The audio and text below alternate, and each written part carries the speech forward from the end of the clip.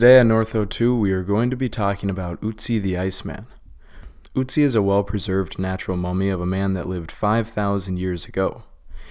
His body and belongings have taught us countless things about the Stone Age and the early Bronze Age. This period of time is considered the Copper Age, and it was a very weird transitional time in European history. Before we talk about Otzi himself, let's talk about his discovery. He was found on the 19th of September in 1991 by two German tourists. He was at an elevation of 3,200 meters or 10,500 feet. This is located on the Austrian-Italian border, and his body was only about 100 meters from being located in Austria. The tourist, upon seeing his remains, assumed it was a recently deceased mountaineer. Little did they know they had found the remains of a man 5 centuries older than the Great Pyramids and about 3,000 years older than Jesus. The tourists notified the police, who then attempted to remove his body. Over the next 3 days, they freed his body from his icy grave and noticed something weird. It was not a body of a recently deceased hiker, but a body of a Stone Age hunter.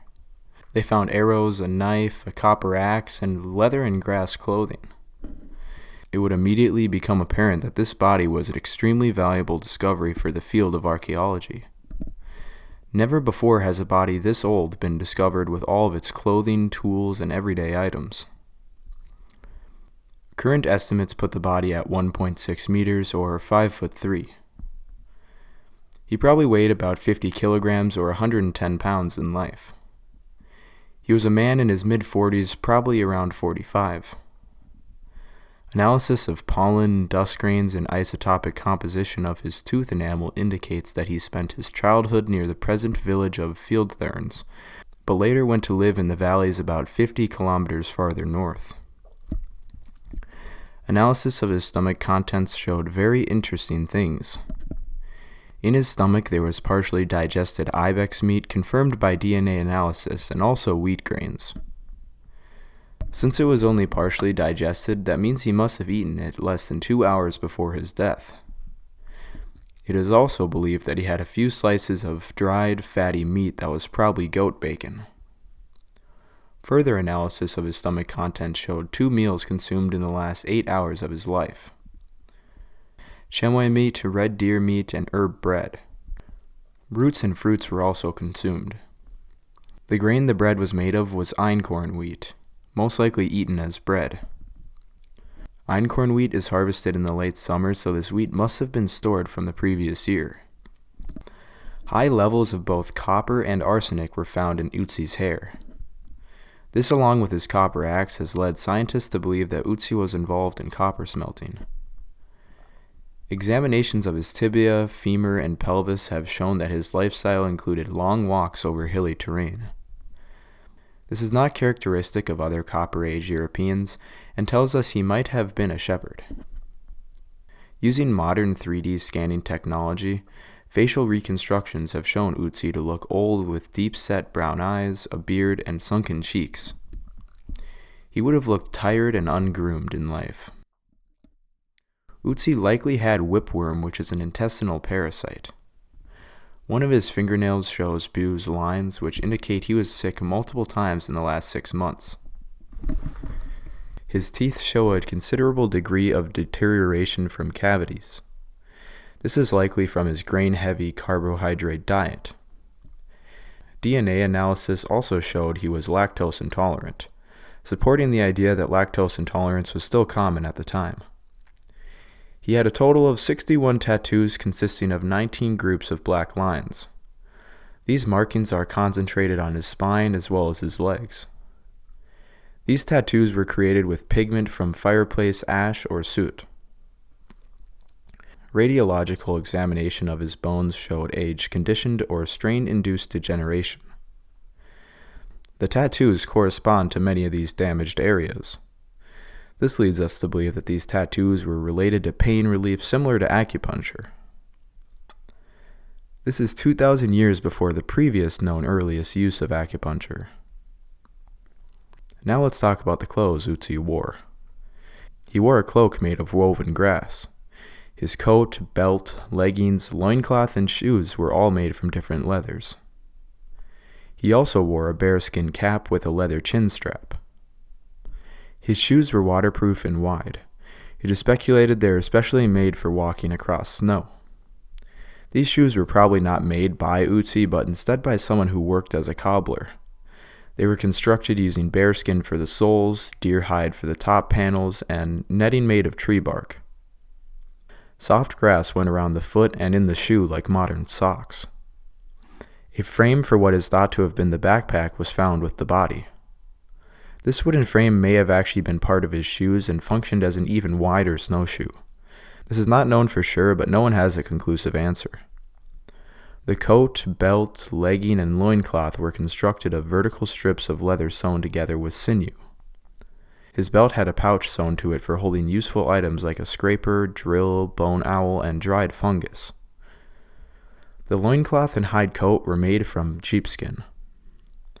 Genetic analysis showed that the sheep was nearer to modern domesticated European sheep than wild. The leggings were made from goat leather. A similar pair of 6,500-year-old leggings were discovered in Switzerland, and they were made of goat leather as well. It may tell us that the leather was specifically chosen for the leggings. The shoelaces were made from domesticated cattle. The quiver from wild roe deer and brown bear fur. The diversity of the fur used to create his outfit is truly amazing. It is unlikely he hunted and made all of his clothes, and rather specialty craftsmen created them. This helps show us that this time in human history wasn't as primitive as once thought. The other items found with his body are even more fascinating. His copper axe was perhaps his most valuable possession in life. Its haft was 24 inches or 60 centimeters long. It was made from a right-angled piece of yew. The blade was 3.5 inches or 9.5 centimeters long. The axe was almost entirely made of copper and produced using casting, cold forging, polishing, and sharpening. A study found that the axe came from southern Tuscany. This is very interesting because if he was involved in smelting, then why did his axe come all the way from Tuscany? Perhaps this shows evidence of the interconnectivity of this time in Europe. The head was fixed into place with birch tar and leather lashing. The blade of Otzi's axe shows clear signs that it was used to cut and chop. This axe took hundreds of pounds of malachite to produce and would have been very valuable. For a man like Otzi to possess this axe would have shown great status and perhaps wealth. He was also found with a chert-bladed knife with an ash handle. This knife would have been used for everyday activities like food preparation and cleaning game. The quiver contained 14 arrows with dogwood shafts. 2 of the arrows were tipped with flint tips and fletching. They were also broken. The other 12 arrows were unfinished and untipped. He was also found with a Ulong Bow, which was about 72 inches or 1.8 meters long. This bow would have been powerful and capable of taking large game. The only thing, though, it wasn't finished. His other possessions included berries, birch bark baskets, and 2 mushrooms. One of these mushrooms was used as tinder, and the other one was likely used for medicinal purposes. Other items were likely used for starting fires like flint and pyrite. From genetic tests on Otzi, we know he was closely related to southern Europeans, especially to populations like Korshians and Sardinians. He also had a higher degree of Neanderthal DNA than most Europeans. Now let's talk about how Woodsy died. Originally, it was thought he died of exposure. It would make sense because he was found in a very remote and cold place. This was the thought process for a while until a new discovery was made. An arrowhead was found in his left shoulder. The shaft had been removed, only leaving the stone tip lodged inside of him. He had cuts on his hands, and there is evidence of blunt force damage to his skull. Additionally, blood of at least 4 other people were found on his gear. One person's blood was found on his knife, 2 different people on a single arrowhead, and a separate person's blood on his coat. It is thought that he killed 2 people with the same arrow, likely stabbed someone with his knife, and the blood on his coat was from a wounded comrade. Otzi's posture in death shows him perhaps reaching for the fatal arrow. In recent studies, the aforementioned blunt force damage to the skull may have been the fatal injury. The arrow was certainly deadly and would have killed him either way, but the head trauma likely swiftly finished him off.